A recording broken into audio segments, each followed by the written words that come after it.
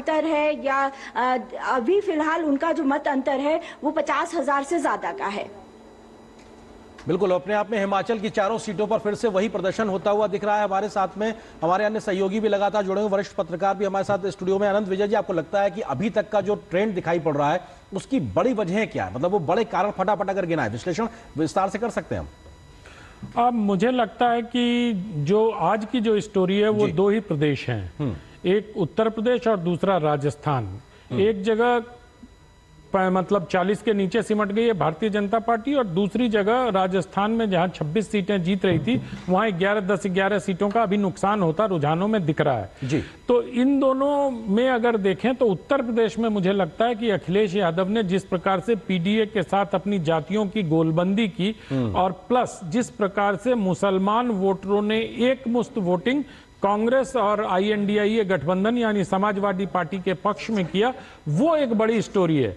तो मुझे लगता है कि एमवाई का जो उनका समीकरण था उसमें दलित वोट को अपनी ओर खींचने में जो संविधान बचाने की, आरक्षण खत्म करने का जो एक नैरेटिव चलाया गया वो बहुत नीचे तक गया, और मुझे लगता है कि उसका असर हुआ। दूसरी तरफ अगर हम राजस्थान की बात करें तो राजस्थान में जिस प्रकार से वसुंधरा राजे के नेतृत्व को थोड़ा सा दरकिनार किया गया, मुझे लगता है विधानसभा चुनाव में भी और चुनाव के बाद भी, तो जो क्षेत्रीय क्षत्रपों को हाशिए पर डालने की राजनीति है वो बहुत दिनों तक, हालांकि मध्य प्रदेश के लिहाज से देखा जाए तो वो उतना नहीं है, लेकिन मध्य प्रदेश। यहाँ पर विजय जी एक बार रुकना चाहेंगे, एक बार हम रुक करेंगे भाजपा मुख्यालय का, जहाँ से मनजिंदर सिंह सिरसा जी हमारे साथ जुड़ गए हैं, भाजपा के प्रवक्ता। मनजिंदर जी, सबसे पहले तो आपको ये जरूर पूछना चाहूंगी आपसे कि जिन राज्यों में क्लीन स्वीप हुआ वो एक बात, लेकिन जो उत्तर के राज्यों में नुकसान हुआ, क्या ये कॉन्सोलेशन है बीजेपी के लिए कि दक्षिण के राज्यों में उसे बढ़त मिलती दिख रही है? केरल में खाता खुलना और देखें तो पूर्वी भारत में ओडिशा में बेहतर होना, लेकिन साथ ही साथ आंध्र प्रदेश में टीडीपी के साथ सरकार बनती दिख रही है इस वक्त भाजपा की। देखिए, मैं आपको जरूर कहना चाहता हूं, मैं देश के सभी भारतीय जनता पार्टी के कार्यकर्ताओं को बधाई देना चाहता हूं, सारे वोटरों को बधाई देना चाहता हूं। हमारी पार्टी भारतीय जनता पार्टी एक संपूर्ण पार्टी की और बड़ी है।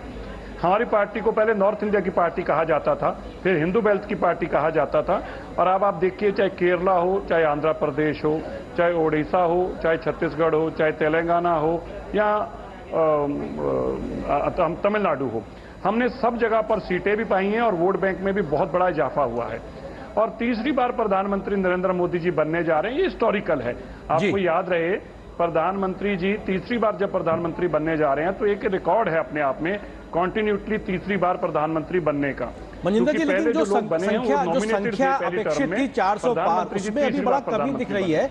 वो कमी कहां दिखाई पड़ रही है? उत्तर प्रदेश अपने आप में एक बहुत बड़ा गढ़ है आपका, वहां पे बहुत बेहतर प्रदर्शन किया है इंडिया अलायंस ने, वो कमी क्यों रह गई है मनजिंदर जी? देखिए, मैं अभी उस पे, क्योंकि अभी आंकड़े एक बार बिल्कुल एक्यूरेट नंबर आ जाएंगे तो जरूर होगा, कहीं ना कोई कमी भी रह चुकी होगी, लेकिन एक बात आप समझिए, आप उसकी बजाय आज हमें यह समझने की जरूरत है कि देश के लोगों ने मैंडेट किस चीज को दिया है। देश के लोगों ने जो नफरत की राजनीति कर रहे थे, वो कह रहे थे संविधान को खत्म कर दिया जाएगा, एससी रिजर्वेशन खत्म कर दी जाएगी, जो कह रहे थे खौफ और डर का माहौल बनाया जा रहा था, उस माहौल की हार हुई है। और जो भारत के प्रधानमंत्री ने विकसित भारत का नारा दिया था, जो देश को आगे बढ़ाने की बात की थी, जो विश्व मित्र बनाने की, विश्व बंधु बनाने की बात की थी, उसका लोगों ने उसको स्वीकारा है। मुझे लगता है कि आज हमें इस बात को ध्यान में करने की जरूरत है कि प्रधानमंत्री नरेंद्र मोदी जी हिस्टोरिकली तीसरी बार प्रधानमंत्री बनने जा रहे हैं। इसमें कोई शक नहीं, कोई दो राय नहीं मनजिंदर जी कि तीसरी बार एनडीए की ही सरकार केंद्र में बनती नजर आ रही है इस वक्त के रुझानों के हिसाब से।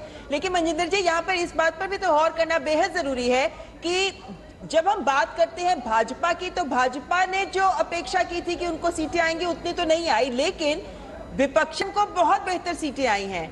ऐसे में जिस सोच के साथ इंडी गठबंधन खासतौर पे यूपी में किया गया और उसका सीधा फायदा कई अहम सीटों पर मिलता हुआ नजर आ रहा है, जिसको हम इंडी गठबंधन में 63 सीटें में 45 की बढ़त, तो कहीं ना कहीं इंडी गठबंधन का जो फैसला ये लिया गया खास तौर पर एसपी के साथ अलायंस करना कांग्रेस के लिए फायदेमंद साबित होता हुआ नजर आ रहा है। यानी हाथ को जो हाथ का साथ साइकिल के डंडे को मिला है, रफ्तार तेज होती हुई।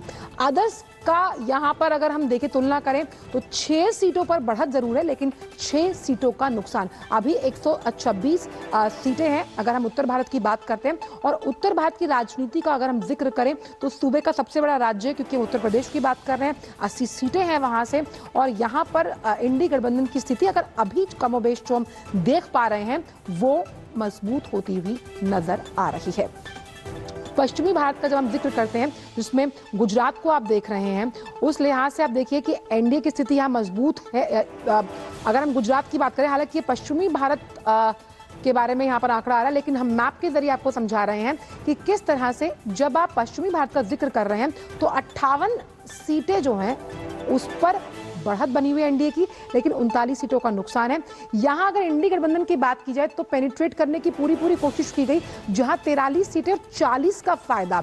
इसीलिए कैसे हम देख रहे हैं कि जब इंडी गठबंधन ने तमाम पार्टियों के साथ गठबंधन किया, हालांकि उनके मैनिफेस्टो लगते, रणनीतियां लगती, नीतियां लगती, लेकिन ये गठबंधन जो है जिसका जिक्र लगातार किया जा रहा था, कहीं ना कहीं अपनी संगठनात्मक शक्ति का प्रदर्शन करते हुए नजर आ रहा है। कुछ उन राज्यों में खास तौर पर जहां पर बीजेपी की पैठ है, तो आप यहां देख सकते हैं कि 40 सीटों का ये जो उछाल है, 40 सीटों की जो बढ़त है, इस पर भी मंथन करना होगा बीजेपी को कि ये कहां से खिसकती हुई नजर आ रही हैं। रुख हम अलग अलग क्षेत्रवार राज्यों से भी कर रहे हैं कि किस तरह से इस वक्त स्थिति है। दक्षिण भारत का अगर हम जिक्र करें, यहां पर 131 सीटें, जहां 51 सीटों का हम कह सकते हैं कि जो रुझान सामने, इसमें 17 पर बढ़त है। साउथ की अगर लिहाज से हम बात करें, खास तौर पर केरल में जहां खाता खुलता हुआ नजर आ रहा है, वहीं आंध्र प्रदेश में अच्छा प्रदर्शन है। उस लिहाज से इंडी गठबंधन 73 सीटों पर इस वक्त रुझान, 10 का फायदा होता हुआ। मिशन साउथ के लिहाज से प्रधानमंत्री ने बहुत एक्सटेंसिव कैंपेनिंग की थी, हमने देखा था, और उस लिहाज से कई जिन छोटे दल थे, जो छत्रप दल थे, उनके साथ गठबंधन फायदेमंद साबित होता हुआ नजर आ रहा है। आश्चर्यजनक नंबर तेलंगाना की अगर हम बात करें, खासतौर पे बीआरएस का जो जनाधार घटा, उसका फायदा मिलता हुआ। टीडीपी की अगर हम बात करें, चंद्रबाबू नायडू से जो दोस्ती की गई, जिसका अगर हम कहें एक उल्टा असर पड़ा, क्योंकि जो जगनमोहन रेड्डी थे वो शायद खुद भी रेडी नहीं होंगे इस तरह के परिणामों को लेकर, खासतौर पर जो इस वक्त हमारे सामने रुझान और नतीजे आ रहे हैं दक्षिण भारत को। अदर्स की अगर स्थिति देखें तो यहाँ पर यह स्थिति भी समझनी होगी कि कुछ जो क्षेत्रीय दल हैं उनका जनाधार घटता हुआ, देखिए 7 और 27 सीटों का यहाँ पर उन्हें नुकसान होता हुआ नजर आ रहा है। तो दक्षिण भारत की जो स्थिति अगर हम देखें तो बहुत अहम यहाँ पर यह है कि दक्षिण भारत में जिसे लगातार एक तमगा देते थे कि भाई ये हिंदी बेल्ट की पार्टी है बीजेपी, लेकिन यहाँ पर अच्छा परफॉर्म करती हुई नजर आ रही है, जो शुरुआती रुझान हमारे सामने हैं और नतीजों को लेकर। वहीं रुक कर लेते हैं अब मध्य भारत की। यहाँ तो आप मैप के जरिए ही समझ गए होंगे कि किस तरह से भगवा लगाता हुआ नजर आ रहा है। एनडीए के पाले में 39 की 39 सीटें, 2 की यहाँ पर बढ़त है। छिंदवाड़ा की वो सीट जो पिछली बार अगर मध्य प्रदेश की 29 सीटें बोल रहे थे, एक